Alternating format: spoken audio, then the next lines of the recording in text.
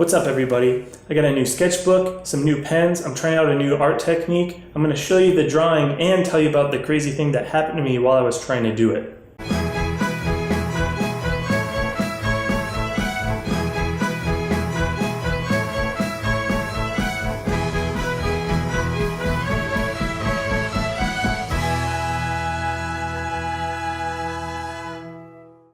What's up everybody?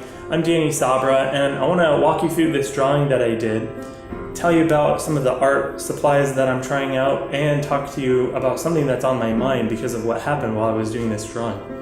So a little background, I try to do art as a discipline every single day, whether it's drawing or painting, visual arts. I try it all. I've only really been doing art for a couple years now, but I do it every single day because I really want to pursue looking for beauty every single day that I'm alive. So I was on my way home from work and I saw this beautiful house. I really love architecture and I love the way that the light was playing off of the house, and so I pulled over to try and draw it. Now I got some new art supplies, a new sketchbook which I'll talk about in a second, but I used just a basic pencil to lay it in, then 2 Micron pens, the plastic nib pen, which I love. If you haven't tried this is new from Micron, you gotta try it out, it's amazing.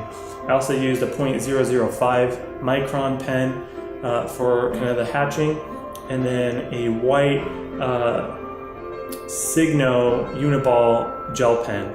Now, how am I going to use a white pen on white paper? That's the thing. I'm trying out this new sketchbook by Stillman & Byrne, their Nova series. This is toned paper, it's gray. And really I got the idea from the famous pen and ink artist Paul Houston. I'm going to link to his Instagram below. You guys absolutely have to check him out. He is phenomenal. And he's been drawing in this sketchbook, so I picked up these supplies and I wanted to try it out for myself. Well, I went there, I grabbed my pens, I grabbed my pencil, I started doing the drawing, and about halfway through it, my battery died on my camera. So I drove home and I decided to come back the next day to finish the drawing. Well, the next day I came and I set up my camera and I continued the drawing, but I just kind of had a weird feeling. And it wasn't really too long after I started drawing that this lady came up to me and kind of confronted me and sort of got in my face and said, "Excuse me, what are you doing here? What are you doing?" And I told her, you know, I'm an artist and I'm just drawing. Well, she proceeded to tell me that the people on their block had been concerned for the past couple days because they saw me with a camera, and they were concerned that I was basically a malicious figure intending them harm. And so that really made me feel terrible, and I assured her, you know, I said I can leave, and she said no, that's okay. But it was really kind of an unpleasant circumstance. Even after I showed her my drawing, she was still kind of suspicious of me, and it really got me thinking about how terrible it is.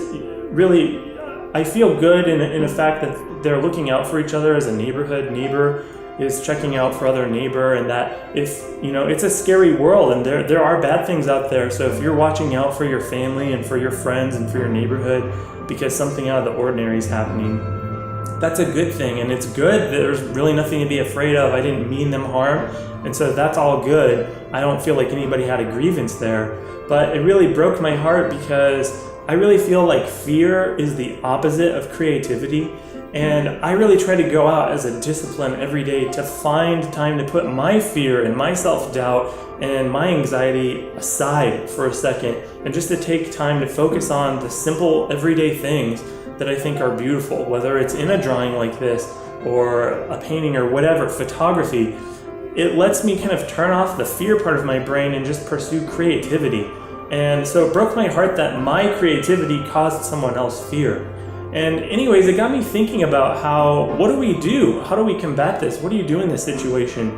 And I guess I just want to encourage you guys to use whatever creativity that you have to shine a light on what's good. The world is better than you think and worse than you think at the same time. In this very moment, horrible, horrible things are happening, and in this moment, beautiful, beautiful things you can't even comprehend are happening. And that's the difficult thing about this life. And I think that's the power of art and creators, whether you're a vlogger, whether you write, dance, even if you don't consider yourself an artist, art is fundamentally about communicating to other human beings. So think about how you communicate in your life, whether it's talking to coworkers or friends, customers, your family.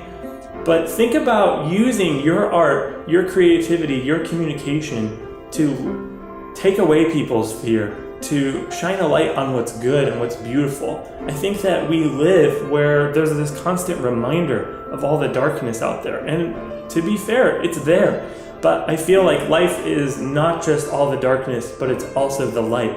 And we each have the power to shine a light on what's good. So that's my challenge to you. I'm really challenging myself as well. I want to use my art, my voice, my creativity, everything that's in me to give people a break from the darkness, to give people a break from the fear, and to remind them of what's good, to remind them of what is beautiful in this world.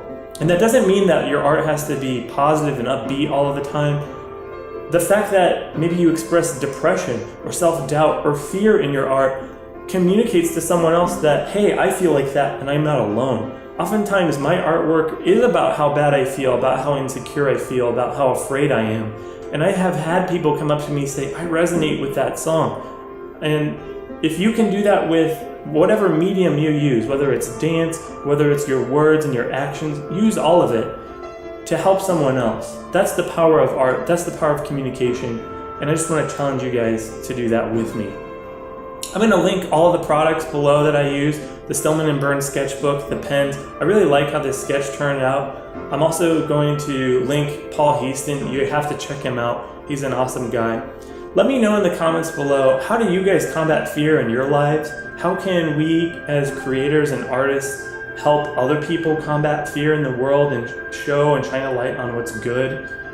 Let me know how you guys do that, because I'm really joining this cause with you guys. All right, that's all I got today. Remember, you guys have a voice that matters. You're a powerful voice. Use it to show what's good. Stay creative, and I'll see you next time.